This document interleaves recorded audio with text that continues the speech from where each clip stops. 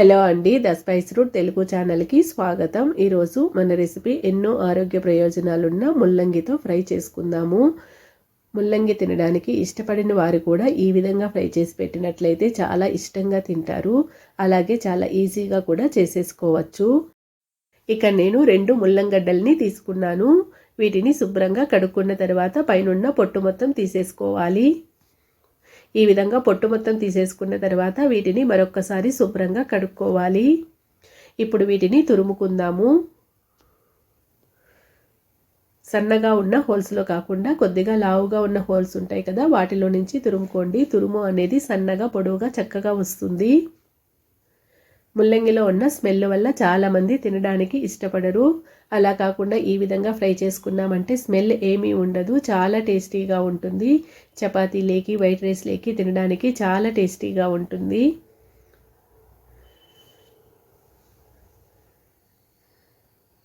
ఈ విధంగా మొత్తం తురుముకున్న తర్వాత వీటిని ఒక బౌల్లోకి వేసుకోవాలి.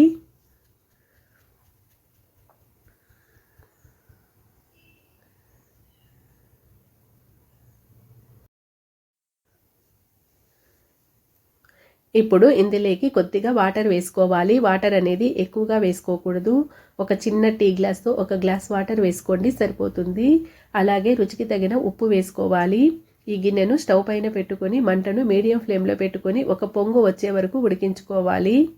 ఈ విధంగా ఒక పొంగు వస్తే సరిపోతుంది. స్టవ్ ఆఫ్ చేసేసుకొని వీటిని వడగట్టుకోవాలి.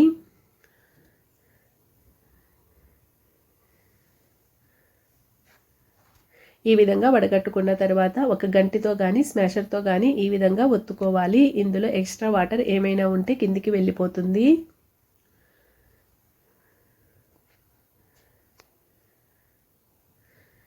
ఇప్పుడు దీన్ని పక్కన పెట్టుకొని ఒక మిక్సీ జార్ తీసుకొని అందులోకి ఒక 2 స్పూన్ల వేయించిన పల్లీలు వేసుకోవాలి. అలాగే రుచికి తగిన ఉప్పు, ఒక చిటికెడు పసుపు వేసుకోవాలి. ఒక హాఫ్ స్పూన్ ధనియాల పొడి, 1 స్పూన్ కారం వేసుకోవాలి. వీటన్నిటిని బాగా మెత్తగా పౌడర్ లాగా మిక్సీ వేసుకోవాలి.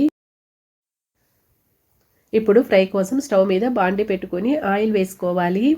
అందులోకి ఒక హాఫ్ స్పూన్ ఆవాలు, 1 స్పూన్ పచ్చిశనగపప్పు వేసుకోండి. వీటిని లైట్గా ఫ్రై చేసుకోవాలి. ఈ విధంగా ఫ్రై అయిన తర్వాత ఒక మీడియం సైజ్ ఆనియన్ను కట్ చేసుకుని వేసుకోవాలి. ఇవి బాగా కలర్ మారే వరకు ఫ్రై చేసుకోవాలి. ఇవి ఫ్రై అవుతున్నప్పుడు ఇందులోకి కొద్దిగా కరివేపాకును వేసుకోండి. మంటను మీడియం ఫ్లేమ్లో పెట్టుకొని ఇవి బాగా ఫ్రై అయ్యే వరకు ఫ్రై చేసుకోవాలి. కొద్దిగా కలర్ చేంజ్ అవుతాయి, అప్పటి వరకు ఫ్రై చేసుకోండి. ఈ విధంగా ఫ్రై అయిన తర్వాత మనం ఉడికించి పెట్టుకున్న ముల్లంగిని వేసుకోవాలి. ఇప్పుడు మంటను లో ఫ్లేమ్లో పెట్టేసుకోవాలి.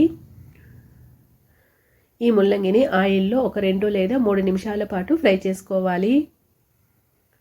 ఇందులో ఉన్న పచ్చివాసన మొత్తం పోతుంది.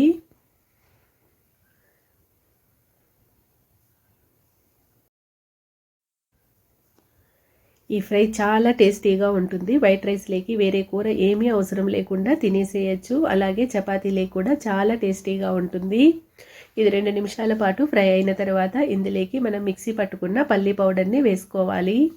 స్టార్టింగ్లో కొద్దిగా వేసుకొని మొత్తం కలుపుకోండి. ఆ తర్వాత అవసరమైతే మిగిలిన పౌడర్ వేసుకొని కలుపుకోవాలి.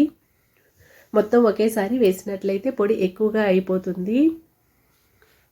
ఫస్ట్ కొద్దిగా వేసుకొని కలుపుకున్న తర్వాత మిగిలిన పౌడర్ని వేసుకోవాలి. ఈ పల్లీ పౌడర్ వేయడం వలన ముల్లంగి ఫ్రై అనేది చాలా టేస్టీగా ఉంటుంది. పల్లీల పొడి వేసిన తర్వాత స్టవ్ ఆఫ్ చేసేసుకొని కలుపుకుంటే సరిపోతుంది. అంతేనండి, ఎంతో టేస్టీగా ఉండే ముల్లంగి ఫ్రై రెడీ అయిపోయింది.